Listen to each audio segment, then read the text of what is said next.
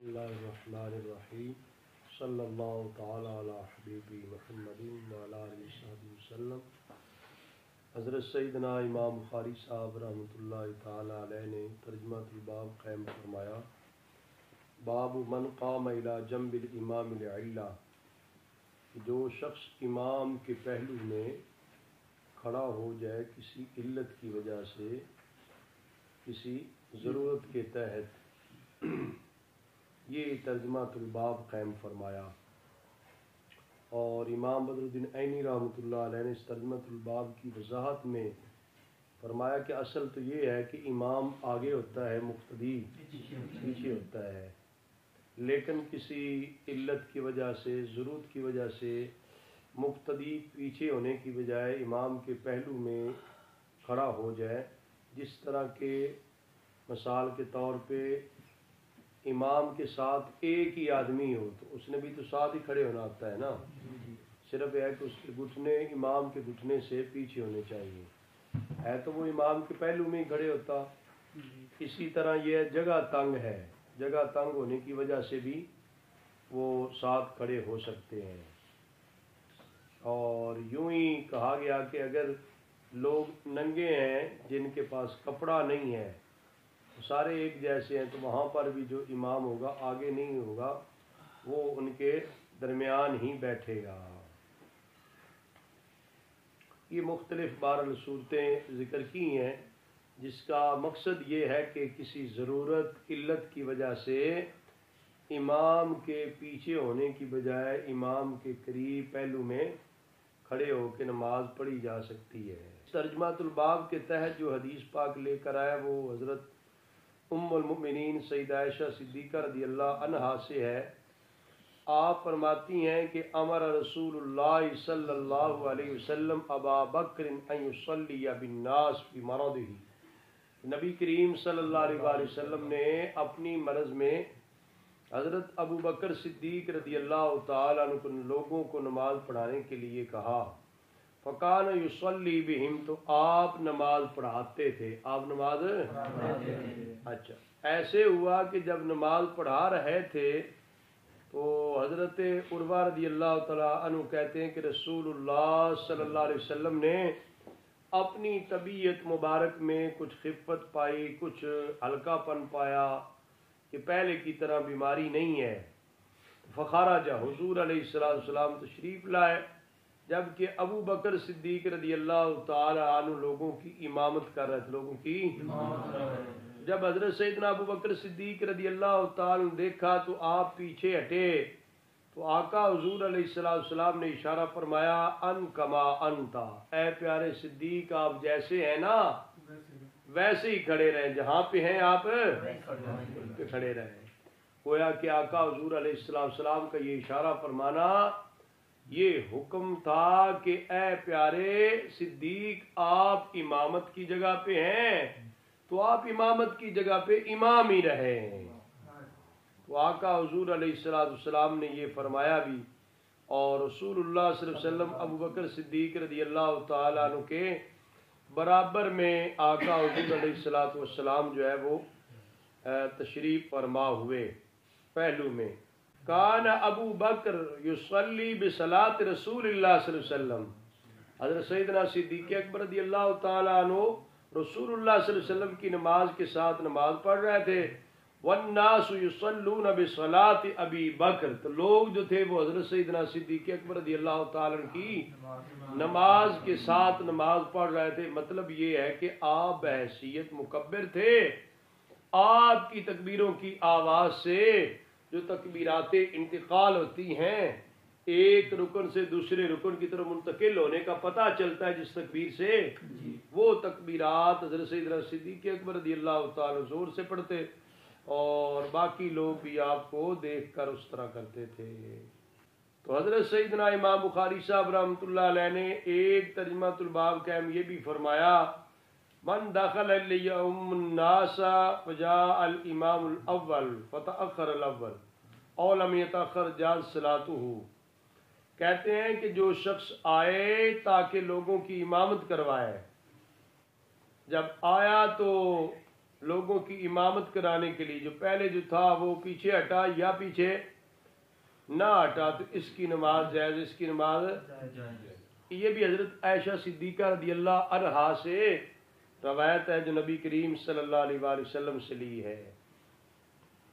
اس میں وہ تفصیل کے ساتھ واقعہ ہے جو حضرت سہل بن سعد ساعدی رضی اللہ تعالی عنہ بیان کرتے ہیں کہ بے شک رسول اللہ صلی اللہ علیہ وآلہ وسلم ذهب الى بنی عمرو بن عوف لیصلح بینہم، آقا حضور علیہ السلام قبیلہ بنی عمرو بن عوف میں تشریف لے گئے ان کے درمیان صلح کرانے کے لیے، ان کے درمیان اس سے پتہ چلتا ہے کہ لوگوں کے درمیان صلح کرانا کتنا بڑا کام ہے۔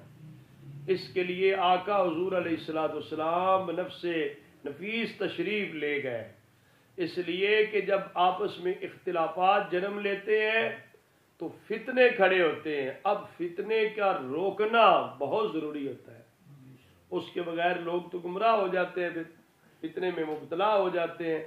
تو لہذا فتنے کے انسداد کے لیے آقا حضور علیہ السلام چل کے تشریف لے گئے۔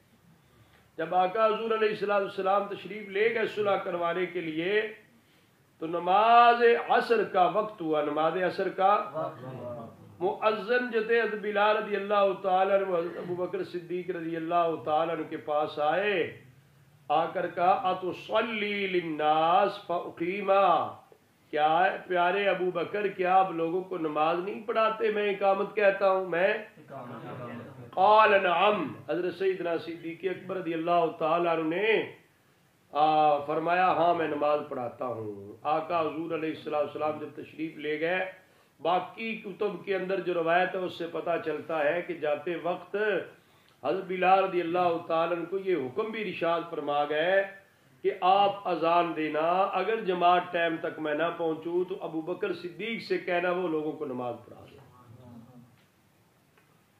تو بہرحال ایسے ہی ہوا، حضرت بلال رضی اللہ تعالیٰ عنہ عرض کیا کہ آپ نماز نہیں پڑھاتے لوگوں کو، میں اقامت کہتا ہوں، آپ نے فرمایا جی ہاں۔ فصلی ابو بکر صدیق رضی اللہ تعالیٰ عنہ نماز پڑھا رہے تھے تو رسول اللہ صلی اللہ علیہ وسلم تشریف لائے اور لوگ نماز میں تھے، اور لوگ فتخلص حتی وقف الصف، آقا حضور علیہ السلام آگے بڑھے یہاں تک کہ پہلی صف میں آگے ٹھہر گئے، پہلی صف میں آ کے فصفق الناس، لوگوں نے تصفیق کی، لوگوں نے تصفیق کی۔ تصفیق ہوتا ہے ویسے تو اس کا معنی تالی بجانا بھی ہے۔ اب دو انگلیوں سے وہ ہے نا، وہ دائیں ایک ہاتھ کی انگلی سے دو انگلیوں سے بندہ بائیں کی پشت پر مارتا ہے نا، اس کو تصفیق بولتے، اس کو ہاں آواز پیدا کرنا، اس طرح آواز پیدا کرنا، یہ نماز کے دوران کرنے کی ضرورت ہوتی تھی تاکہ امام متوجہ ہو جائے، امام سیدنا صدیق اکبر رضی اللہ تعالی نماز پڑھا رہے تھے، آقا حضور علیہ السلام جو ہے صف اول میں تشریف لا چکے تھے، پہنچ چکے تھے، لوگ بھی نماز میں تھے، تو لوگوں نے تصفیق کی، لوگوں نے وکان ابو بکر لا یلتفت فی صلاتہ، حضرت ابو بکر صدیق رضی اللہ تعالیٰ عنہ اتنے انہماک اور استغراقی کیفیت میں نماز پڑھا کرتے تھے خشوع و خضوع کے ساتھ کہ حضرت ابو بکر صدیق رضی اللہ تعالی آگے پیچھے توجہ نہیں کی، آگے پیچھے کوئی توجہ نہیں کرتے تھے۔ آقا حضور علیہ السلام تشریف لے آئے تو جب لوگوں نے بہت زیادہ تصفیق کی نا، پھر حضرت ابو بکر صدیق رضی اللہ تعالی متوجہ ہوئے اور رسول اکرم صلی اللہ علیہ وآلہ وسلم کو دیکھا تو آقا حضور علیہ السلام نے ابو بکر صدیق کو اشارہ کیا، نم کس مکانک، اے پیارے ابو بکر اپنی جگہ پر ہی کھڑے رہیں، ٹھہرے رہیں۔ فرفع ابو بکر یدہ فحمد اللہ علی ما امرہ بہ رسول اللہ صلی اللہ علیہ وسلم من ذلک، حضرت ابو بکر صدیق رضی اللہ تعالی عنہ نے ہاتھوں کو اٹھایا، دونوں ہاتھوں کو اٹھا کر اللہ تعالیٰ کی حمد و ثنا بیان کی، اللہ کا شکر بجا لائے اس بات پر کہ رسول اللہ صلی اللہ علیہ وسلم نے آپ کو جس بات کا حکم دیا، آپ نے کس بات کا حکم دیا؟ انم کس مکانک، کہ اے پیارے اپنی جگہ پر ہی اس پر اللہ کا شکر بجا لانا. نماز کے دوران جو ہے نا اتنا ہاتھ کا اٹھا لینا اتنے کے ساتھ کچھ نہیں ہوتا، نہ جو ہے نا وہ عمل کثیر نہیں بنتا، تو عمل قلیل کے ساتھ نماز فاسد نہیں ہوتی. اور اس سے یہ بھی پتہ چلتا ہے نا کہ پھر اللہ کی نعمتوں پہ شکر بجا لانا چاہیے. یہ شکرانے کے لیے ہاتھ کھڑے کر دیے. اور یہ بھی پتہ چلتا ہے کہ پھر جو دینی نعمت ہے وہ سب سے بڑی نعمت ہے.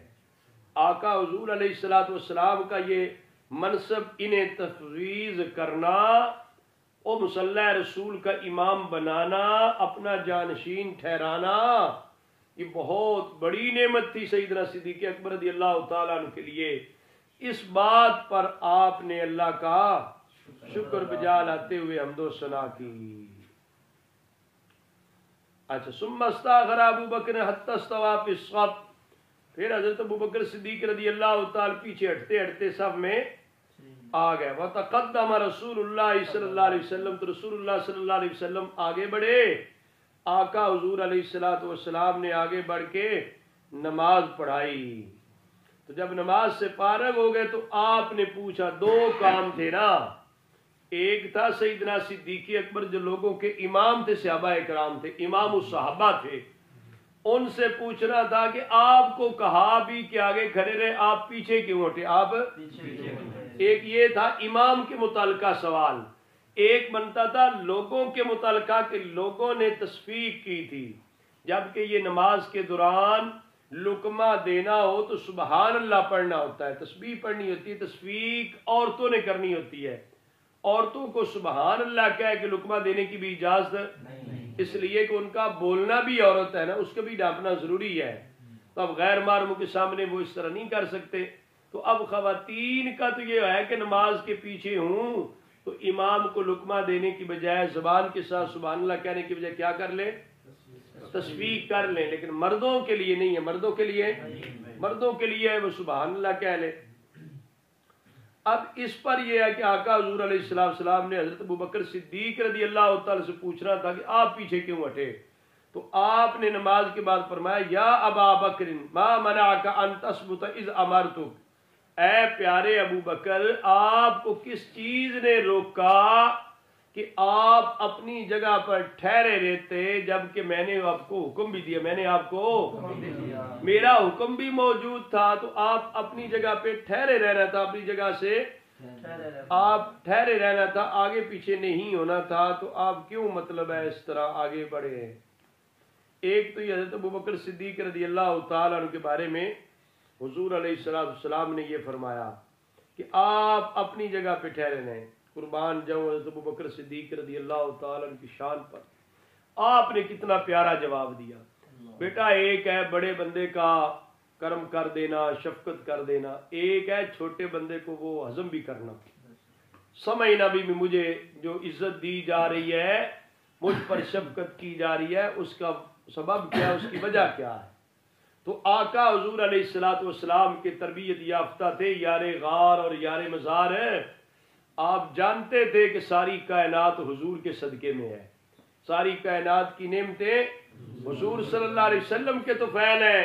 اس لیے سمجھتے تھے جو مجھے نعمت ملی پہلے بھی مصلی رسول ملا. آج آقا حضور خود ارشاد فرما رہے اپنی جگہ پہ ٹھہرے رہے تو بڑی کرم نوازی ہے. یہ ان کی کرم نوازی ہے. میرے لیے زیب نہیں دیتا کہ آقا حضور کے ہوتے میں مصلی پہ کھڑے ہوں. تو اس وجہ سے عرض کی حضرت ابو بکر صدیق رضی اللہ تعالیٰ عنہ نے جب پوچھا گیا نا کہ آپ کو جب حکم بھی دیا کہ آپ ٹھہرے رہے تو پھر آپ کیوں نہیں ٹھہرے؟ حضرت ابو بکر صدیق رضی اللہ تعالیٰ نے جواب دیا، میں کہتا ہوں یہ ادب، وفا، محبت کی بلند ترین چوٹی پہ یہ لکھنے کا جملہ قابل ہے، سنہری حروف کے ساتھ لکھنے کے قابل ہے. ادب کی دنیا میں بڑا اس کا مقام ہے، بڑی شان ہے. آپ نے حضور سے عرض کیا، ما کان لابن ابی قحافہ ان یصلی بین یدی رسول اللہ صلی اللہ علیہ وسلم، کہ آقا حضور ابو قحافہ کے بیٹے کو یہ کیسے اجرت ہو سکتی ہے کہ رسول اللہ صلی اللہ علیہ وسلم کے آگے کھڑے ہو کے نماز پڑھائے. ابو قحافہ کا بیٹا، اپنا نام نہیں لیا. حضرت ابو بکر صدیق رضی اللہ عنہ یہ نہیں عرض کیا کہ ابو بکر کی یہ جرت کیسے ہو سکتی ہے آقا حضور آپ کے آگے کھڑے ہو کے، نام نہیں لیا. یہ جو انداز ہے نا ما کان لابن ابی قحافہ، نیچے لکھا ہے نا لم یکن لابی بکر تصغیرا لنفسہ، کس لیے بھائی؟ اپنے آپ کو چھوٹا پیش کرنے کے لیے۔ ہماری جو گجرات کی زبان ہے نا اس میں پنجابی میں کہتے ہیں کسی کو کم تر بیان کرنا ہو نا اس کو کہہ دیں پچھو ہے تو فلاں دا پتر ہی نا، پسی جان دے ہیں تو جدا پتر ہے تو فلانے دے ہی نا، بات آ رہی سمجھ؟ اس کو اوقات دکھانے کے لیے، اس کو اوقات دکھانے کے لیے، اس کو کم تر بیان کرنے کے لیے جملہ ہمارے پنجابی کے اسلوب میں بولا جاتا ہے۔ تو عربی کے اسلوب میں سیدنا صدیق اکبر نے وہ جملہ بولا تھا جس میں اپنے آپ کو کم تر ظاہر کرنا تھا، آقا حضور کا ادب اور احترام پیش کرنا تھا۔ آقا حضور نے کرم کیا نا کہ آپ نماز پڑھائیں، مصلی تو رسول اللہ صلی اللہ علیہ وسلم کا تھا، کرم تو انہوں نے کیا کہ آپ نماز پڑھائیں۔ تو آقا حضور تشریف لے آئے تو کیا بندہ اوقات بھول جائے؟ ایسے نہیں ہو سکتا۔ حضرت سیدنا صدیق اکبر رضی اللہ تعالی عنہ کی آقا حضور مجھے اپنی اوقات کا پتہ ہے، میں ابو قحافہ کا بیٹا ہوں، سمجھ آ رہی ہے؟ میں ابو قحافہ کا بیٹا ہوں، ابو قحافہ کے بیٹے کو تو نہیں زیب نہیں دیتا کہ رسول اللہ صلی اللہ علیہ وسلم آ جائے وہ آگے ہی کھڑا رہے۔ اللہ اکبر۔ آج کچھ لوگ ہوتے ہیں جن پر شفقت کی جائے، جنہیں کوئی نوازا جائے، اعزاز دیا جائے تو ان کو سمجھ ہی نہیں آتی کہ ہمیں کس بنیاد پہ اعزاز دیا گیا۔ وہ سمجھتے ہیں شاید ہمیں اپنی اہلیت اور قابلیت کی بنیاد پہ یہ سب کچھ دیا گیا، ہم اس سے بھی زیادہ حق رکھتے تھے۔ بات نہیں سمجھ؟ کوئی بے وقوف ایسے بھی ہوتے ہیں، لیکن یہ نہیں ہے کہ یہ دینے والے کا اپنا کمال ہوتا ہے، دینے والے کا، نوازنے والے کا کمال ہوتا ہے، شفقت دینے والے کا کمال ہوتا ہے، وہ دے دیتا ہے۔ تو آگے لینے والے کو ہمیشہ اپنی اوقات میں رہنا چاہیے، ہمیشہ اپنی، یہ نہیں ہے کہ اپنے محسنین سے ہی گلے پڑ جائے، تو ان کی ٹانگیں کھینچنے لگ پڑے۔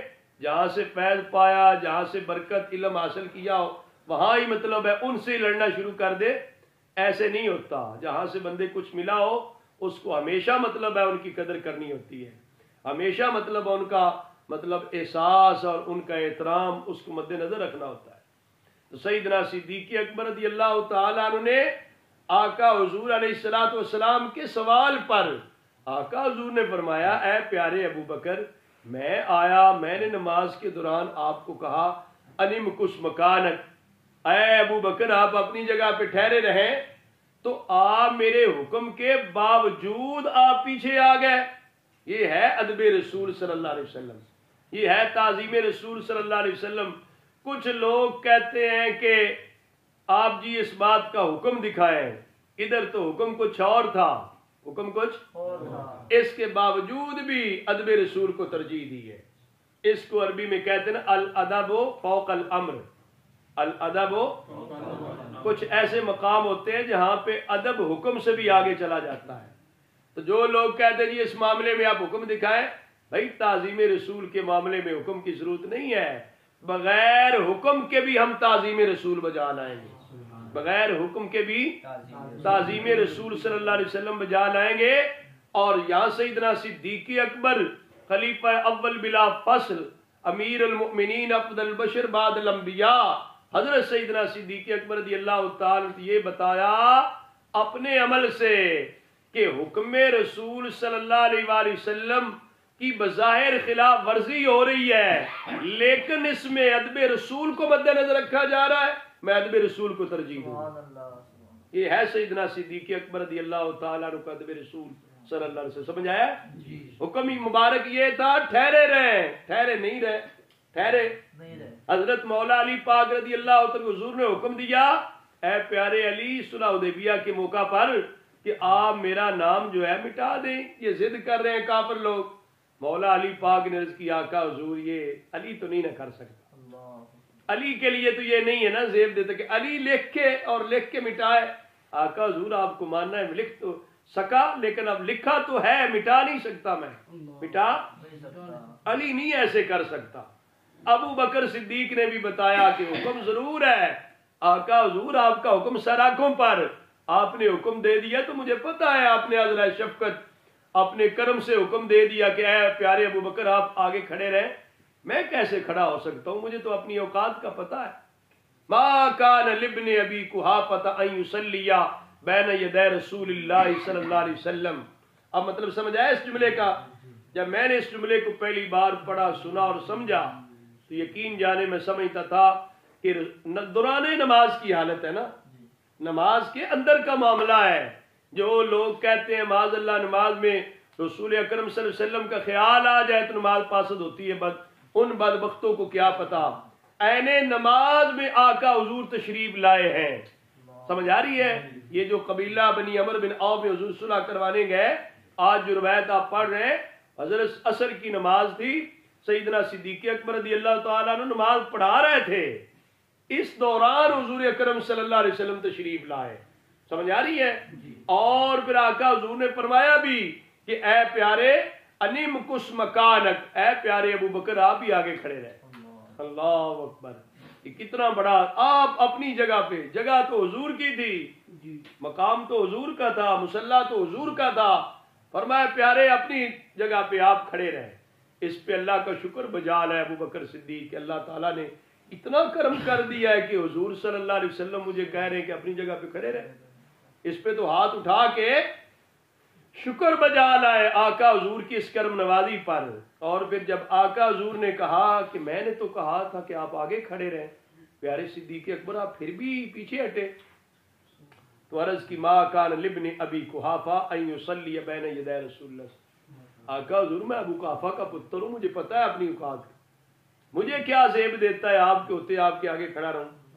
رسول اللہ صلی اللہ علیہ وآلہ وسلم نے دوسری بات، ایک امام کے بارے بات تھی، دوران نماز کا واقعہ پیش ہے کہ امام کو کہا گیا پھر بھی پیچھے آ گئے. دوسری بات یہ تھی کہ مقتدی حضرات جو تھے انہوں نے تصفیق کی تھی. انہوں نے کیا کیا؟ تصفیق کی نا، مطلب ہے پشت پر جو ہے اپنی انگلیاں مار کے آواز پیدا کی، جبکہ یہ مردوں نے نہیں کرنا ہوتا. سمجھ آ رہی ہے؟ مردوں کو کیا کرنا ہوتا ہے؟ سبحان اللہ پڑھنا ہوتا ہے نا، بتانے کے لیے، امام کو لقمہ دینے کے لیے. تو اب یہ ہے کہ وہ سبحان اللہ کی بجائے انہوں نے تصفیق کی ہوئی تھی. حضور ان کی طرف متوجہ ہوئے. رسول اللہ صلی اللہ علیہ وسلم نے فرمایا، آپ نے فرمایا کیا ہے مجھے، میں تمہیں دیکھا ہے کہ تم بہت زیادہ تصفیق کر رہے تھے، تم بہت زیادہ تم تو تصفیق کی ہے بہت زیادہ. من نابو شیء فی صلاتی فلیسبح، تو جس کو نماز میں کوئی واقعہ درپیش ہو کیا کرے، وہ چاہیے کہ تسبیح کرے. فَإِنَّهُ إِذَا سَبَّحَ أُلْتُفِتَ إِلَيْهِ، جب تسبیح پڑھے گا، سبحان اللہ پڑھے گا تو امام متوجہ ہو جائے گا، امام متوجہ. وَإِنَّمَا التَّصْفِيقُ لِلنِّسَاءِ، فرمایا تصفیق خواتین کے لیے، تصفیق خواتین کے لیے ہے. خواتین چونکہ دوران نماز لقمہ دینے کے لیے، امام کو بتانے کے لیے سبحان اللہ نہیں پڑھ سکتی کہ ان کی آواز بھی جو ہے اس کا چھپانا ضروری ہے. غیر محرم کے سامنے غیر محرم عورت کا آواز چھپانا بھی، سمجھ آ رہی ہے، آواز چھپانا بھی ضروری ہے. اس لیے فرمایا وہ تصفیق کر لیں، وہ سبحان اللہ اونچی آواز سے نہ پڑھیں، جبکہ مرد جو ہے وہ اونچی آواز سے سبحان اللہ پڑھ کے امام کو متوجہ کر سکتے ہیں. تو یہاں پر ایک جو ترجمۃ الباب کے متعلقہ مسئلہ تھا وہ یہ بھی تھا کہ امام پہلا آ جائے، جو مقرر امام ہے اس کی جگہ پہ نیب نماز پڑھا رہا ہو تو کیا نیب پیچھے ہٹ جائے اور جو امام اصل ہے وہ آ جائے تو وہ نماز پڑھائے. اس میں شارحین حدیث نے لکھا کہ یہ حضور صلی اللہ علیہ وسلم کے لیے خاص ہے، آپ تشریف لے آئیں تو پھر آگے کسی کا ٹھہرنا مناسب ہے. آقا حضور کے ہوتے پھر ابو بکر نے عرض کیا آقا حضور یہ ابن ابی قحافہ کو تو زیب نہیں دیتا، ابن ابی قحافہ کو زیب نہیں دیتا تھا. تو یہ بہرحال اس کے اندر ایک مسئلہ یہ بھی بیان کیا گیا ہے. جو فوائد حدیث اس کے تحت امام بدر الدین عینی رحمۃ اللہ علیہ نے ذکر کیے، میں سرسری کچھ بیان کر دیتا ہوں. یہاں پہ 21 فوائد حدیث انہوں نے ذکر کیے ہیں کہ اس واقعہ سے، اس حدیث پاک سے جو چیزیں مستفاد ہوتی ہیں، اخذ کی جاتی ہیں، سمجھی جاتی ہیں. ایک فرمایا کہ صلح کرانا لوگوں کے درمیان کتنی بڑی فضیلت رکھتا ہے. صلح کا کروانا اور مسلمانوں کے درمیان پیدا شدہ فتنے کا خاتمہ کرنا اور مسلمانوں کو کلمہ وحدہ پر ایک بات پر متحد اور متفق رکھنا، ان میں اتحاد پیدا کرنا، یہ کتنا بڑا ضروری ہے. حضور علیہ الصلوۃ والسلام اس مقصد کے لیے تشریف لے گئے تو اس قبیلے میں پھوٹ پڑی، وہاں پہ صلح کروانا ضروری تھی. صلح نہ کروائی جائے تو فتنے جنم لیتے ہیں اور لڑائیاں ہوتی ہیں، جنگیں چھڑ جاتی ہیں، نقصانات ہوتے ہیں. اس وجہ سے ضروری ہے کہ جہاں پہ کسی گھر میں، آپس میں، گلی محلے میں، گاؤں کی سطح پر، یونین کونسل کی سطح پر، شہر ملک کی سطح پر، بلکہ ملکوں کے درمیان میں جہاں کہیں بھی اس طرح کا فتنہ اٹھے اس کے خاتمے کی کوشش کرنا بہت ضروری ہوتی ہے۔ اور دوسرا یہ بھی ہے بھئی، جو حکمران طبقہ ہے یا امام آقا حضور علیہ السلام چونکہ ریاست مدینہ منورہ کے بانی تھے، آقا حضور علیہ السلام بنفس نفیس تشریف لے گئے۔ اس سے پتہ چلتا ہے کہ جو ذمہ دار لوگ ہوتے ہیں ان کو چاہیے کہ لوگوں کی بہتری کے لیے، اصلاح کے لیے وہ رعایا میں خود جائیں بنفس ہی۔ سمجھ آ رہی ہے بھائی؟ ہاں، کیونکہ امامت سے زیادہ ضروری یہ ہے کہ فتنے کا خاتمہ کیا جائے۔ اللہ اکبر۔ لأن فی ذلک دفع المفسدہ وهو اولا من الامامت بنفسه، بذات خود امامت کرنا، اگرچہ جو حاکم وقت ہے نا وہ امام وقت بھی ہوتا ہے نا، اس نے امامت کرنی ہوتی ہے، سمجھ آ رہی؟ خطبہ اس نے دینا ہوتا ہے یا اس کے نائب یا اس کی اجازت سے ہوتا ہے شریعت کے اندر۔ تو اب یہ ہے کہ امامت کرنے کی بجائے فتنے کے خاتمے کے لیے جانا اور وحدت و اتحاد یکجہتی کے لیے کوشش کرنا اس سے بھی زیادہ ضروری ہے۔ یہ یہاں پہ لکھا ہے اس لیے کہ مفسدہ جو خرابی ہے نا، جو فتنہ ہے، اس کی روک تھام کے لیے جدوجہد اور کوشش کرنا یہ امامت کرنے سے بھی زیادہ ضروری ہے۔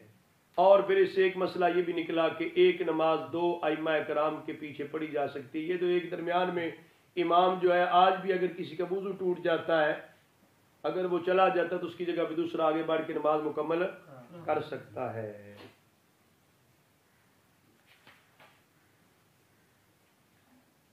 اور ایک مسئلہ یہ لکھا فی فضل ابی بکر علی جمیع صحابہ، آقا حضور علیہ السلام کی عدم موجودگی میں مصلی رسول صلی اللہ علیہ وسلم پر حضرت سیدنا صدیق اکبر رضی اللہ تعالیٰ عنہ کو نماز پڑھانا اس بات کی دلیل ہے کہ حضرت سیدنا صدیق اکبر رضی اللہ تعالیٰ عنہ صحابہ اکرام رضوان اللہ علیہ مجمعین میں افضل ترین ہیں۔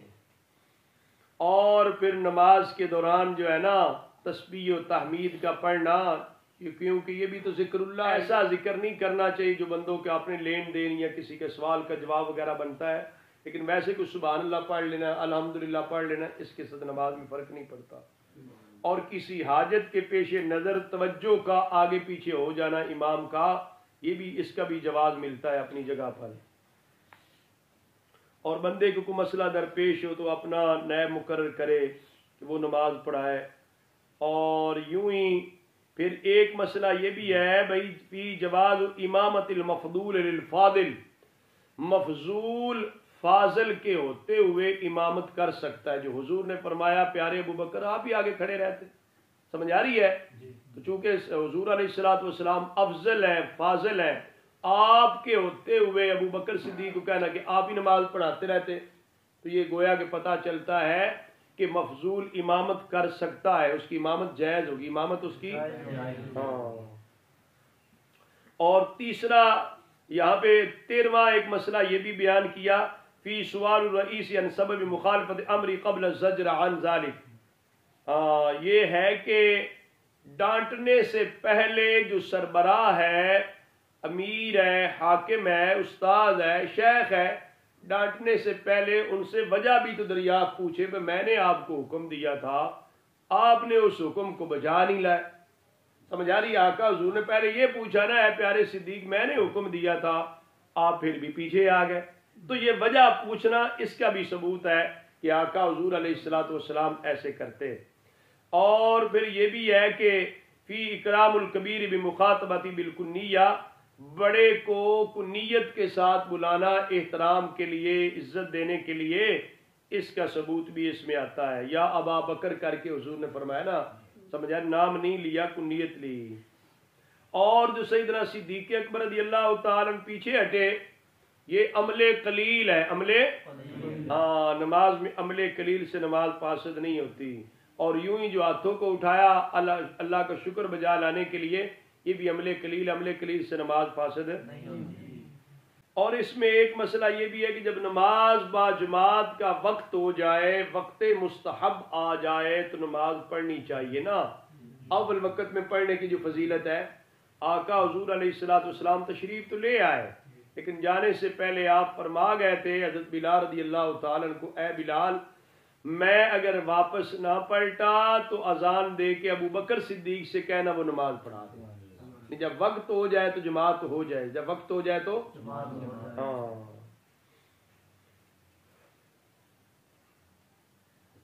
اور 21واں مسئلہ جو بیان کیا امام عینی نے اس حدیث پاک کے تحت، فی شکر اللہ علی الوجاہت فی الدین، سبحان اللہ واللہ عالم بحقیقت الحال۔ سیدنا صدیق اکبر رضی اللہ تعالی جو شکر بجا لایا نا، وہ دینی وجاہت پر لایا، وہ دینی رب تعالیٰ نے اتنا کرم کر دیا، حضور علیہ السلام نے اتنا نواز دیا کہ حضور فرما رہے ہیں آپ ہی آگے کھڑے ہو کے نماز پڑھائیں۔ دینی وجاہت ہے یہ نہیں ہے بیٹا، دینی وجاہت ہے، بہت بڑی دینی وجاہت ہے۔ وہ کرم کر دے تو بندے کو سمجھنا چاہیے، بندے کو سمجھنا چاہیے۔ اللہ اکبر، بیٹا حکم کی پابندی چاہیے۔ میرے قبلہ مرشد گرامی حضرت شیخ الحدیث مفتی الحاج پیر سید محمد نوید الحسن مشدی صاحب دامت برکاتہ العالیہ نے اس عرس مبارک میں آپ نے تشریف لے جانا تھا، تو آپ نے سلام فرمایا، سلام کے بعد آپ دعا کر دینا۔ وہ مطلب میں سمجھتا کہ دربار شریف اور عرس مبارک اور پھر مطلب سلام کے بعد دعا کرنے کے لیے مجھے حکم دینا، میرے لیے تو وہ بہت بڑا اعزاز تھا، بہت بڑا انعام تھا کہ آپ اتنی کرم نوازی کر رہے ہیں۔ تو میں وہ دعا نہیں لمبی مانگ سکا، مجھے اپنی اوقات کا پتہ تھا، میری جو اوقات ہے، میں نے کہا یہ تو ان کا حکم ہے، ان کا کرم ہے، وہ کہہ گئے ہیں، ورنہ مجھے پتہ ہے جو کچھ میں ہوں۔ سمجھ آئی ہے؟ اوپر بندے کو یہ چیزیں سمجھنی چاہیے، وہ ان کا حکم اور ان کا کرم اور ہوتا ہے، لیکن بندے کو اپنی اوقات میں رہنا چاہیے نا، جتنا ہے اس کے دائرے میں رہنا چاہیے۔ یہ نہیں ہے کہ وہ کچھ نواز دے بندہ جناب وہ چڑھے ہی ہو جائے۔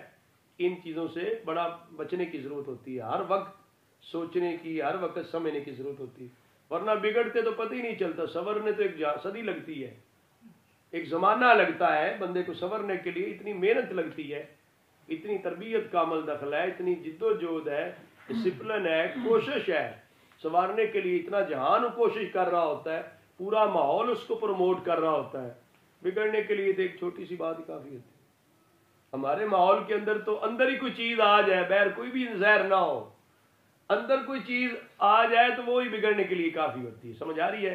اور باطنی امراض ہے، کوئی باطنی مرض بن جائے تو اسی بندہ تباہ ہو جاتا ہے۔ ہمارا سسٹم تو روحانی ہے نا، اہل سنت و جماعت کے لوگ جو ہیں یہ تو تھوڑی سی بات پہ ہی وہ گئے، اس کے اندر تو بیٹا کوئی گنجائش ہی نہیں ہے نا۔ دوسرے لوگ تو چلو ایک دنیا داری میں لگے ہوئے جو کرتے ہیں کرتے رہے، ہمارے لیے تو دینی امور ہے نا، دین اسلام ہے، اس کا ظاہر بھی ہے تو اس کا باطن بھی ہے۔ دونوں چیزوں کو، ظاہر اور باطن کو پاک صاف رکھنا، ظاہر اور باطن کی طہارت کا انتظام اور اہتمام کرتے رہنا، تب جا کے بندہ آگے کامیاب ہوتا ہے۔ حضرت سیدنا امام بخاری صاحب رحمۃ اللہ علیہ ترجمۃ الباب قائم فرمایا، اذا استووا فی القراءۃ فلیؤمھم اکبرھم، جب قراءت میں برابر ہے تو امامت کون کرے؟ سارے لوگ کیا ہے؟ قاری ہیں، قراءت میں برابر ہیں، سارے قراءت میں برابر ہے، جو ان میں بڑا ہے وہ امامت کرے، جو ان میں بڑا ہے وہ امامت کرے۔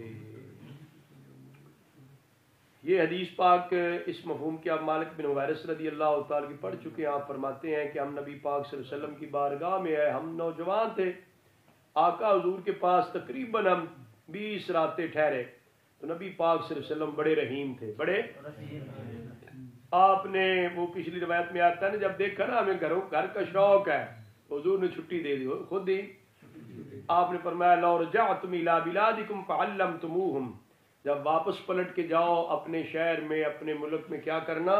ان کو بھی سکھانا، ان کو بھی فرمایا مروہم فلیصلوا بصلاۃ قضا فی حین قضا وصلاۃ قضا فی حین قضا، فرمایا جانا ان کو حکم دینا کہ فلاں نماز اس وقت پڑھیں، فلاں نماز اس وقت پڑھیں۔ تو راست فرمایا فاذا حضرت الصلاۃ، جب نماز کا وقت ہو جائے فلیؤذن لکم احدکم ولیؤمکم اکبرکم، نماز کا وقت ہو جائے تو اذان کوئی ایک دے دے، اذان تم میں سے کوئی ایک دے دے، لیکن امامت کون کرے؟ اکبرکم، جو تم سے بڑا ہے۔ اس سے پتہ چلتا ہے نا اگر سارے قرات میں برابر ہیں تو پھر جو بڑا عالم ہے اس کو آگے کیا جائے امامت کے لیے، تو سارے علم میں بھی برابر ہے تو پھر عمر کا لحاظ ہے، حسن کا لحاظ ہے، یہ ترتیب آپ نے فقہ کی کتابوں میں پڑھ رکھی ہے نا۔ وہ پھر یہ ہے کہ جتنی ان چیزوں میں جتنا زیادہ ہوتا ہے اوصاف میں کمالات میں اتنا امامت کا زیادہ حقدار ہوتا ہے۔ اگلا باب ہے اذا زار الامام قوما فامہم، جب امام لوگوں کے زیارت و ملاقات کے لیے جائے، وزٹ کے لیے جائے تو ان کی امامت کرے، ان کی امامت ہے انہیں نماز پڑھائے۔ اس کے تحت وہ حضرت اتبان بن مالک انصاری رضی اللہ تعالی عنہ روایت جو پیچھے آپ شاید 2 مرتبہ 3 مرتبہ پڑھ چکے ہیں، جو امام تھے لوگوں کے، نبینا ہو گئے، ان کا مسجد میں جانا دشوار ہو گیا تو انہوں نے عرض کیا آقا حضور آپ میرے گھر تشریف لائیں، نماز پڑھائیں۔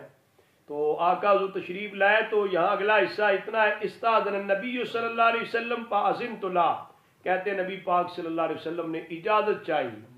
اللہ اکبر، آپ امام الانبیاء ہیں، تاجدار کائنات ہیں، پھر بھی اپنے امتی کے گھر پہ گئے ہیں تو کیا کہ دروازے پر جا کے اجازت چاہیے۔ کہتے ہیں میں نے حضور کو اجازت دی، آپ نے فرمایا این تحب ان اصلی من بیتک فاشرت له للمکان الذي احب، آقا حضور نے فرمایا آپ کہاں پسند کرتے ہیں آپ کے لیے نماز پڑھوں؟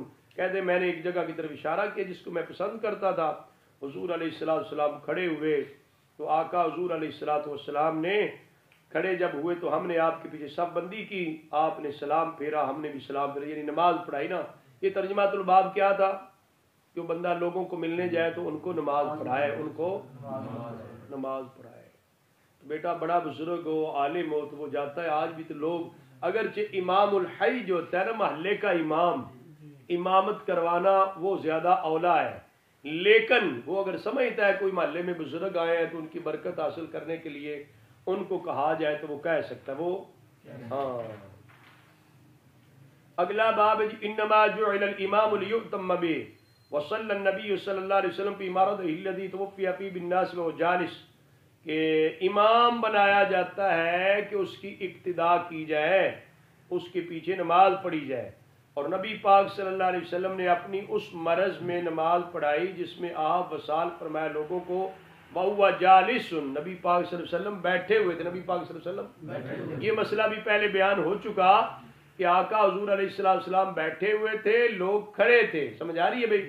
آقا حضور علیہ السلام نے نماز پڑھائی، اس میں جو آخری نماز مبارک تھی اس طرح کی تھی، آپ بیٹھ کے نماز پڑھا رہے تھے، لوگ کھڑے ہو کے نماز پڑھ، اس سے پتہ چلتا ہے کہ امام عذر کی بنیاد پہ بیٹھ کر پڑھائے، مقتدی معذور نہیں ہے تو انہیں کھڑے ہو کے نماز پڑھنا چاہیے، پڑھنی ہوگی، سمجھ آ رہی ہے؟ ابن مسعود رضی اللہ تعالیٰ عنہ فرماتے ہیں کہ جب امام سے پہلے کوئی سر اٹھا لے، اٹھ جائے رکوع سے یا سجدے سے، اس کو لوٹنا چاہیے، جتنی دیر اٹھا اتنی مقدار میں پھر ٹھہرنا چاہیے، امام کی پیروی کرنی چاہیے، امام کی ہاں، اگر کوئی رکوع سے یا سجدے سے سر اٹھا لے پہلے امام سے تو اس کو واپس پلٹ کے آنا چاہیے، اور جتنی دیر اٹھایا اتنی دیر پھر امام کے پیچھے رہنا چاہیے۔ حضرت حسن رضی اللہ تعالیٰ فرماتے ہیں اس شخص کے بارے میں جو امام کے ساتھ 2 رکعتیں پڑھے اور سجدے پہ قدرت نہیں رکھتا کہ تو وہ کیا ہے سجدہ کرے، دوسری رکعت کے لیے 2 سجدے، دوسری رکعت کے لیے، پھر پہلی رکعت جو تھی اس کو سجدوں سمیت قضا کرے، سجدے سمیت، ظاہر پہلے اس نے سجدے نہیں کیے، پہلے اس نے سجدے نہیں کیے تو رکعت نہیں ہوئی، سجدے نہیں کیے تو رکعت ہاں۔ اور ایک صورت یہ بیان کرتے ہیں جس میں سجدہ بھول جائے، کھڑا ہو جائے تو اس کو بھی کیا چاہیے، سجدہ وہ کرے، وہ سجدہ چونکہ فرض ہے، رہ جائے تو اس کو کرنا ہوتا ہے۔ اس ترجمہ الباب میں یہ 3-4 مسائل حضرت سیدنا امام بخاری صاحب رحمۃ اللہ علیہ نے بیان کیے ہیں، اور اس کے تحت جو حدیث پاک لے کر آئے یہ حضرت عبید اللہ بن عبداللہ بن عتبہ رضی اللہ تعالیٰ عنہ وہ فرماتے ہیں میں حضرت ام المؤمنین سیدہ عائشہ صدیقہ رضی اللہ عنہا کے پاس گیا تو میں نے عرض کی الا تحدثینی عن مرض رسول اللہ صلی اللہ علیہ وسلم، کہ اے اماں سیدہ عائشہ صدیقہ رضی اللہ عنہ کہ آپ رسول اللہ صلی اللہ علیہ وسلم کے مرض کے متعلقہ روایت نہیں مجھے سناتی؟ آقا حضور علیہ السلام کے مرض میں مبتلا ہونے کے وقت کا کوئی واقعہ، کوئی حدیث پاک، سمجھ آ رہی ہے، کوئی بات نہیں آپ مجھے بیان کرتی۔ اس سے پتہ چلتا ہے نا کہ حدیث شریف کے طالب جو تھے وہ طلباء تھے، ان کو کتنا شوق ہوتا، حضور علیہ السلام کی ایک ایک چیز کو تلاش کرتے نا، ڈھونڈتے، ریسرچ کرتے۔ تو انہوں نے حضرت عبید اللہ صاحب گئے تو عرض کی اماں صاحب سے، اماں عائشہ صدیقہ رضی اللہ عنہ سے، کہ آپ مجھے کوئی حدیث نہیں سناتی رسول اللہ صلی اللہ علیہ وسلم کی مرض کے متعلقہ؟ قالت بلا، آپ نے فرمایا کیوں نہیں، میں سناتی ہوں۔ نبی کریم صلی اللہ علیہ وآلہ وسلم کا سکل مبارک، سکل جو ہے بڑھ گیا، بوجھ جو ہے بیماری، تو آپ نے فرمایا اصل الناس، کیا لوگوں نے نماز پڑھ لی ہے؟ ہم نے عرض کی لا، آقا حضور لوگوں نے نماز ابھی نہیں پڑھی۔ وَهُمْ يَنْتَظِرُونَكَ یا رسول اللہ، اے اللہ کے پیارے رسول، وہ تو آپ کی انتظار میں، وہ تو آپ کی اللہ اکبر۔ یہ آقا حضور علیہ السلام کا بیٹا، وہ مرض وصال میں آپ کس طرح بیمار تھے، اور آقا حضور علیہ السلام نماز کا پوچھتے۔ آقا حضور پوچھا لوگوں نے نماز پڑھ لی ہے؟ اس سے پتہ چلتا ہے نا کہ نماز کا دھیان خیال کتنا ہونا چاہیے، اہتمام کتنا ہونا چاہیے۔ صحابہ کہتے ہیں ہم نے عرض کیا آقا حضور لوگوں نے ابھی نماز نہیں پڑھی۔ حضرت صدیقہ نے، جو گھر میں لوگ تھے، انہوں نے عرض کیا آپ نے نماز، وہ تو آپ کی انتظار میں ہے۔ آقا حضور علیہ السلام نے فرمایا میرے لیے مخدم میں پانی رکھو۔ مخدم بڑا برتن ہے نا، ٹرے وغیرہ، ہاں ٹپ نہیں ہوتا، ٹپ نما بڑا برتن ہے نا، اس میں آقا حضور علیہ السلام نے فرمایا میرے لیے پانی رکھو۔ فرماتی ہم نے ایسے کیا، حضور علیہ السلام نے غسل فرمایا۔ آقا حضور علیہ السلام پھر اٹھنا چاہے، اٹھنے لگے، آپ پر اغما طاری ہو گیا، پھر افاقہ ہوا نبی پاک صلی اللہ علیہ وسلم کو۔ آپ نے پوچھا اصل الناس، کیا لوگوں نے نماز پڑھ لی ہے؟ ہم نے عرض کیا لا، ہم ینتظرونک یا رسول اللہ صلی اللہ علیہ وسلم، آقا حضور نماز تو نہیں پڑھی، وہ تو آپ کی انتظار کر رہے ہیں۔ آپ نے فرمایا دعو لی ماء فی المخدب، پھر یہی ارشاد فرمایا کہ ٹب میں میرے لیے کھلے برتن میں پانی رکھو۔ فرماتی ہم نے ایسے کیا، حضور علیہ السلام نے پھر غسل فرمایا۔ پھر آقا حضور علیہ السلام اٹھنے لگے تو پھر آقا حضور علیہ السلام کو اغما ہو گیا، غشی طاری آ گئی، اس قدر بیمار تھے آپ۔ ثم افاق، پھر جب افاقہ ہوا، پھر نبی پاک صلی اللہ علیہ وسلم نے یہی پوچھا اصل الناس، کیا لوگوں نے نماز پڑھ لی ہے؟ نبی کریم صلی اللہ علیہ وسلم سے گھر والوں نے کہا، کہتے ہم نے کہا لا ہم ینتظرونک یا رسول اللہ صلی اللہ علیہ وسلم، آقا حضور وہ تو آپ کی انتظار ہی کر رہے ہیں۔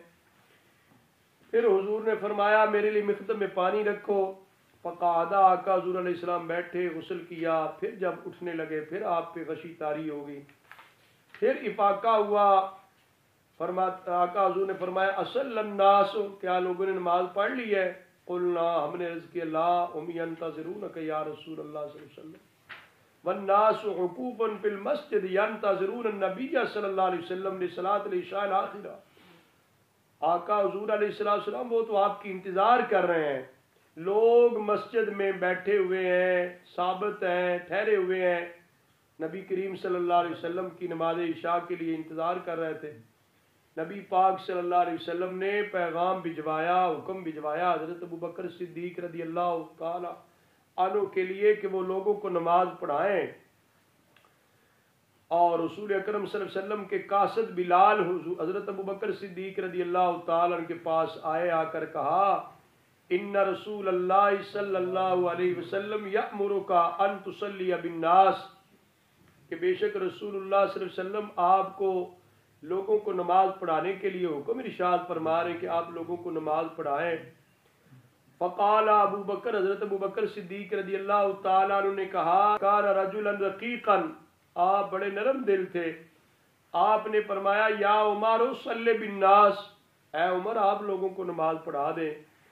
حضرت عمر فاروق نے عرض کی انت احق بذالک، اے پیارے صدیق آپ اس کے زیادہ اہل ہیں، زیادہ حقدار تو احق کو اس میں تفضیل ہے، انت احق بذالک، اے پیارے ابو بکر آپ زیادہ حقدار ہیں۔